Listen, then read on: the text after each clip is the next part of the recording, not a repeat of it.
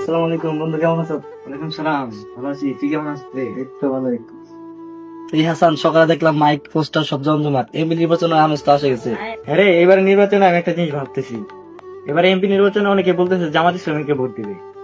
মানুষ আসলে এমপি নির্বাচনে একজনের বেশি কেন ঝুঁকে? তুই তো রাজনীতি বিষয়ে ভালো জানিস, আমাকে একটু বুঝাই বলতো। চল ক্ষেতের দিকে যাই, রাজনীতি এইসব বিষয়ে ভালো বোঝেন, ওনার কাছে যাই চল। চাচা আসসালামু আলাইকুম। ওয়ালাইকুম সালাম। কি অবস্থা বাবা, তোমরা আসছো? তো ভালোই আসলাম। চাচা, আমাদের একটা কথা ছিল। হ্যাঁ বাবা বলো। এবার নির্বাচনে অনেকে অনেক দলকে ভোট দিতে চায়, অনেকে আবার জামাত ইসলামকে ভোট দিতে চায়। এই বিষয় নিয়ে আমাদেরকে কিছু বলুন।